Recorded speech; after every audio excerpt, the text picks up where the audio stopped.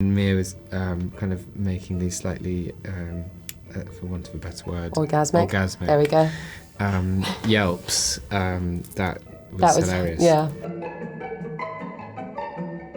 The day when we did the when Harriet's injured and she gets laid on the couch and Mia was making these noises, these very intense noises in character, and she was deeply in character, and it's this very funny whole kind of slapstick, but for the characters, like it's like a thriller, the stakes are very high. Yeah, and Mia was kind of making these slightly, for want of a better word, orgasmic. There we go. Yelps. That was hilarious. Yeah. I can't tell you my funniest moment from working on the movie because I always forget and because I have a terrible memory. It was a very good experience making the movie. I know they all say that, but it's true. It was a really wonderful cast. One of the things I like about the movie is that they are a lot of the people you've probably never seen in a movie before, some of the people you may not expect to see in this kind of movie before, maybe including me. And some of the best young actors around. My funniest memory, Mia can't remember. She was there. Bill Nighy is a huge Crystal Palace fan and taught us Crystal Palace songs, and we danced as if we were on the terraces singing these Crystal Palace songs in period costume. That was a special moment for me. I love Bill Nighy, and to share that with Mia and Bill and Anya. I can't remember it at all. Bill remembers it. I saw him recently. He remembers it. Almost certainly, yeah. I mean, he's a Southampton supporter. I haven't met many of those. And he would taunt me about Crystal Palace. Yeah, I'm sure. Johnny was very, very good company. He's extremely pleasant to be around, and he's a very funny guy.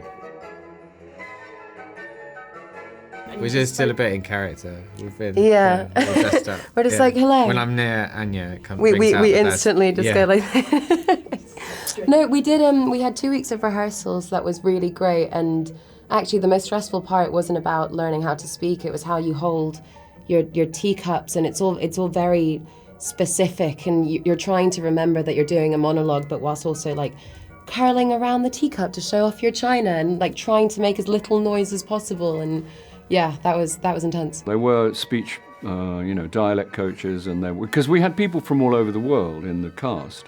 So they might have had, need to be familiarized. And also movement. There were certain things that you wouldn't do. And there was a movement period expert on the set. So if you did something with your, they'd say, no, they would never do that. It's social death. If you do that, it's social death. And there were a few of those things, how to eat and things. They were very, very, you can imagine, they were meticulous about their manners. It's very important, as important as the costumes, As if I speak like this or you speak like that in a film, we're going to be in trouble. I had a weird relationship with my corset where I actually fell a bit in love with it. It was kind of, it was part of Emma for me. I didn't really feel like I could play her the correct way unless I was properly cinched in, but I was not allowed to be touched or sit down ever, so that was tricky at times. I was just before I did this, I played a soldier on the run, very physical job. This was more physical because of the costumes, and yeah. I mean, you had to wear the harness, the corset. Thank you. Well, I walked into the first meeting with the, who do I think I am, with the Oscar-winning costume designer, Alexandra Bennett, with the words "no britches" coming out of my mouth as I walked through the door, because I was frightened that she would put me in tights. The younger men can wear the tights. She said, "You're lucky, it's on the cusp of trouser."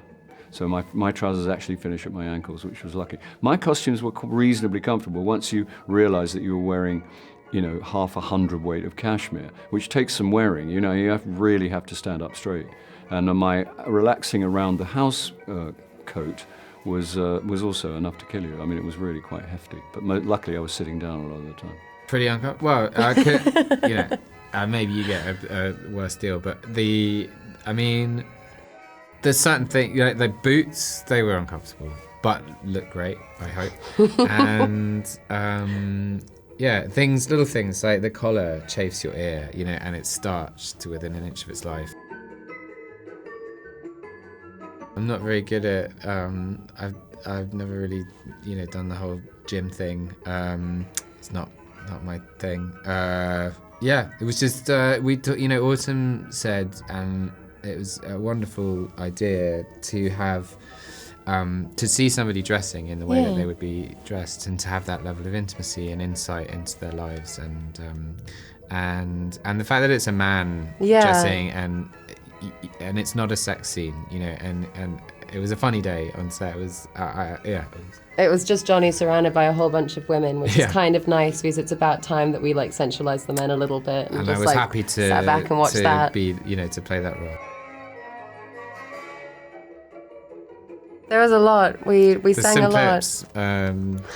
We had a piano because well, and you played the piano in the movie, and so we had a piano backstage, in the green room where we were just hanging out, and so of course we started writing songs. We wrote songs from the perspectives of the servants, and it was all very fun.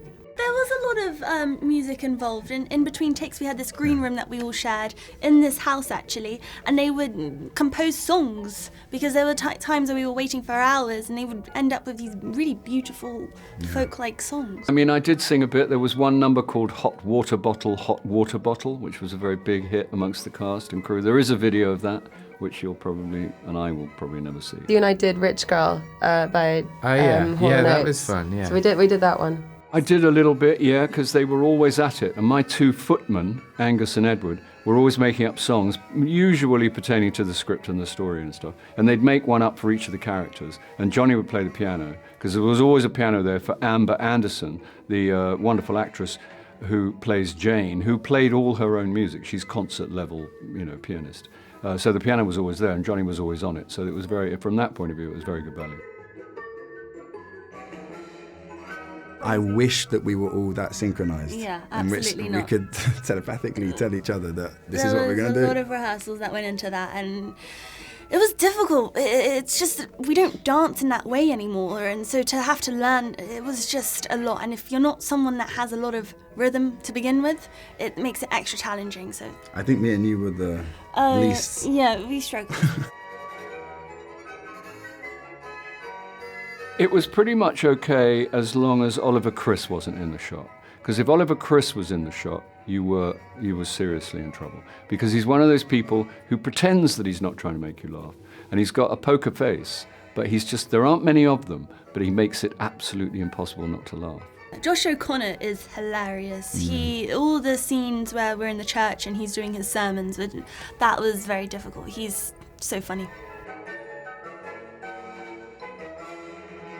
I'd like to be invisible. I think that'd be fun.